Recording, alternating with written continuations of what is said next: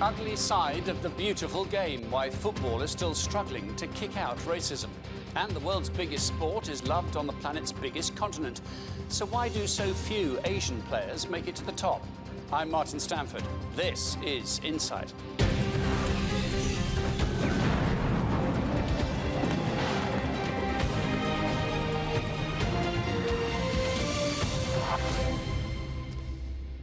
Welcome to Insight. Football may be called the beautiful game, but it has a very ugly side. Despite long-standing campaigns, the racist abuse of players by fans is far from a thing of the past. Next year, Russia will host the World Cup, where the most recent available figures suggest the number of racist incidents at domestic games is still on the rise. Insight's Ty Genwright reports. Full time in the Serbian capital Belgrade, and one player has had enough. Everton Lewis joined the team Partizan last year. After this game in February, he was reduced to tears, complaining that some rival fans made monkey chants throughout. Incidents such as this are thankfully rare, but demonstrate how the ugly shadow of racism has not been lifted from football. It's more than 40 years since Luther Blissett became one of the first black players to represent England. You broke boundaries. How have things changed for those playing today? When I started playing, it wasn't quite so much as being looked upon as being racism that you were having to suffer. It was just the way things were. You know, the fact that you had a different colour or you're a different culture, you were just treated very different to everybody else. And you just had to get on with it. So things have changed today, you think? I think it's moved on a lot for the fact that you can report things now and there is an official place where you can take it. So a process has been put in place now to try and stop racism, and there has been some progress, but what's your view as to what's still lacking? There's a lot still lacking because we, like most things, we all adapt, it evolves, and whereas it was very outwardly racism that we'd come across when I first sort of started playing football and when I first came to England. Now, I think a lot of people are a little bit more cautious and they're a bit more aware that if they behave in a certain way, they can be branded a racist. We've seen various campaigns put in place by various governing bodies around the world, and each country has its own problems. But the world governing body only really started addressing this a few years ago. Yeah. And then just recently FIFA said, job done, it's sorted. We've been doing this since the early 80s, and FIFA has done it in 3 years. We have solved racism. Rubbish. They have not solved it. All they've done is shown that we now recognise that it does exist, because before that, it never existed for them, which is just unbelievable with some of the things that went on, but it's still there, and clubs are having to fight it week in, week out, with certain fractions that come to football, because it's a way that lots of people can get together and voice their disapproval of somebody of a different culture. Is part of the problem the culture that surrounds football? Generally, a lot of men who get together, drink and chant.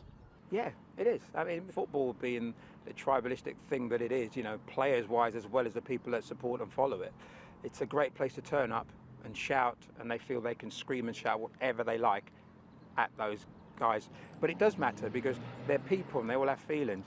They all have lives, they all have families.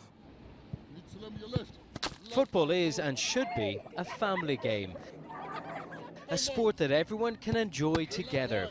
The issue of race and racism is a delicate one for those trying to inspire the next generation of players. They're aware that one's got blue eyes, one's got black eyes, one's got blonde hair, etc. So they definitely are aware of race, but I don't think that they see it as being an issue. Finish, well done. Play on, Josh, and we're going blue. Everybody ready? Fast forward to young adulthood, and the problems are easier to see. I have seen an improvement. You see a lot more people getting like lifetime bans and stuff like that. I think also, I wouldn't say it's improved. I think it's more the people that actually are organising these sort of racist cults and things like that. They become more smarter. It's become more organised. Whereas back in the day when I was younger, it was more out there in the open. But now it's more hidden. social media It's more and stuff hidden. like It's that. more sort of targeted specific things rather than being general. Kids really look up to the big players, don't they? Is there more you think they could be doing to act as better role models against racism? Football is such a big platform in the world. I think they can do a lot to change it. They've got a campaign, No to Racism, where different players from all over the world are just saying no to racism. I think even though it's such a small thing, it's 3 words that a famous football player is saying, but it can do so much to kids. I think footballers can do a lot more than they do. Maybe footballers coming down into communities and doing stuff like playing with kids from like different cultures and backgrounds and stuff like that would improve like the community itself and then go along worldwide. So it should be up to the stars themselves. Yeah, because I think they hold a lot of weight. Like literally, kids would say, "Ronaldo, did you see his new car? Or did you see what he done with his son?" The way that footballers nowadays as well, they have so much power, especially like with the kids and even the older boys. Like if they see a footballer now, they'll be absolutely gobsmacked and will do anything they say. Love that. Love that. Sticks and stones to break my bones, but names will never hurt me. That used to be the thing that people used to say to me all the time, but that is not actually true. Luther has battled racism all his life, both on and now off the pitch. Words are very cutting. It lasts a lifetime. I mean, I fractured my skull, knee, and I can't even remember what the pain is like for that. But you remember the other pain. You definitely remember the other pain. And his is a lesson that black players today are still learning. Ty Genwright reporting for Insight. Well, to discuss that further, I'm joined now by Anwar Uddin, who's a former professional footballer. He currently spearheads the Fans for Diversity campaign. That's an initiative run in partnership by Kick It Out and the Football Supporters Federation. Thanks for being with us, Anwar. No problem. Why are you still having to do this? It still exists. It's still prominent in society, and I think society reflects football. So there's a job to do, and organisations like Kick It Out, Show Racism, the Red Card, the Football Supporters Federation are in place to try and combat that and improve football as a whole. But would I be right in saying football is lagging behind society as a whole, where I get the impression racism is disapproved of, is by and large stamped out? Football seems to be an island all of its own. I think there are definite incidents that highlight there is still an issue within the game, but there are also loads of positives. You've got to think about the magnitude in which football is played in this country. In every city, every weekend, thousands upon thousands of people are watching a beautiful game. We love it in this country, we embrace it, but there are still incidents that, you know, are uncalled for, are wrong and are inappropriate. But they are reducing, but they still exist. So there are loads of positives, but it's really looking to highlight those negatives and making sure that when incidents do happen, they're dealt with appropriately. And are they dealt with appropriately, in your view?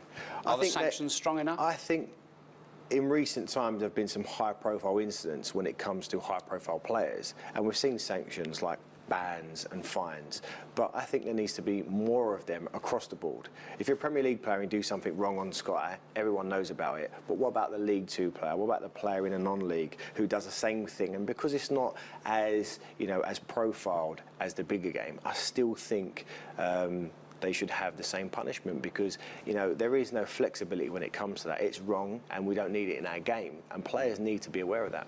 What is it about football fans, and I don't want to be sexist about this, but it tends to be mostly men, I would think, are more likely to be the offenders, that they might be perfectly regular human beings in their job, with their family, talking to their kids. They have a pint or two and go to the game. They turn into a different kind of animal, don't they?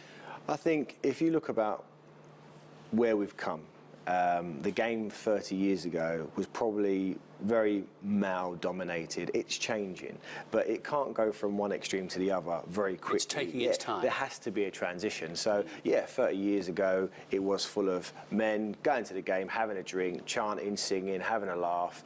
That's changing. We're seeing more family, more women, more children going to games. So it is in transition, but you still have the element of that. But that's what some people like to, that's what they choose to do and how they choose to support their team. There are demographic differences too. I mean, although we're talking here in London, so the English game is not perfect.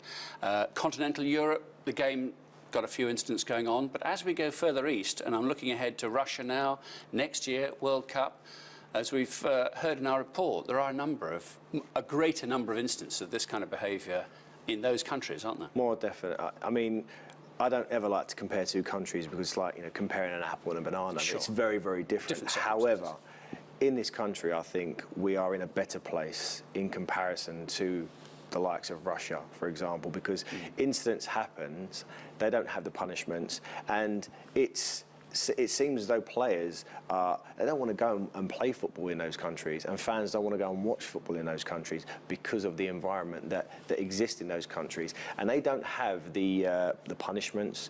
The organisations don't really back the importance of diversity and inclusion. Well, this guy, Alexei Smirtin, former player, not very well known to me, I'll cheerfully admit to you, but anyway, he's been appointed by Russia, hasn't he, to say, you've got to sort it out, and let's keep the World Cup an example to the whole globe of how it should be done. He's on record of saying, well, there isn't any racism in football. It just simply doesn't exist. Well, if he believes that, there's no hope for anybody, is there? I think people sometimes need to look at the bigger picture. I think in those sort of countries, if you look at the terrorism players, black players, for example, are very, very underrepresented. Yes. So if you are in a predominantly white male environment, obviously there is no problem. Everything's fine here. But it's having the empathy and finding out what it's like for those players that are in the minority, how they feel and how they are treated. And a lot of experiences from those sort of countries are extremely negative. And quite simply put, players don't want to go and play there. Some do because it can be quite lucrative. But if there is another option, players will always choose another option because of the environment. And is it important that the actual protagonists here, the players, the managers, there's an issue there, isn't there? Because there aren't that many non-white managers in the English Premier League. But if you get that right, and there's a greater diversity actually participating in the sport and maybe administering the sport, then fans will eventually have to toe the line, if you like, because there's nothing to complain about. It becomes a new normal, doesn't it? I think that's very, very important. Growing up as a young British Asian, all the role models I had were non-Asian. That was fine because I loved Gary Lineker, he scored goals, he was a role model for me. Yeah. But when you step into the professional game, there was no Asian or no black referees, coaches, staff, managers, and that was quite scary because you do feel very much isolated. And I do think if this problem is going to change for the better, it has to come from the top as well as the bottom. We need to see representation all across the game, not just in terms of players, coaches, staff, referees, and like you said, in administration at the governing body at the top level. Because if we compare it, I wonder if this is a football problem. Because if we think about American sport, how that grew up, the basketball game, the American football game has got as many black players as white, in fact, probably more so. And yet they didn't seem to go through that history of having this racism being exhibited by spectators or supporters of the sport. Is this a very football and a very European football problem, do you think? I think football fans are very different to other sports, cricket, rugby, and in comparison to other sports across the country. It's very unique. There's passion. The commitment that fans show to clubs in this country is amazing. People travel across the... More tribal than anything else? And it is very much tribal. It's our club, this is us. And I think it's very difficult to compare, us to other countries, but there has been a transition that, for example, the Americans have made, but they had things like the Rooney Rule, which was implemented in the NFL to try and encourage more representation. So there could be a discussion that maybe we could do something like that over here, but I just think it's about giving everyone the opportunity and actually looking at clubs at every level and saying, OK, are we as diverse as we should be as a club in terms of our terraces, our management, our players? And I think clubs need to do that.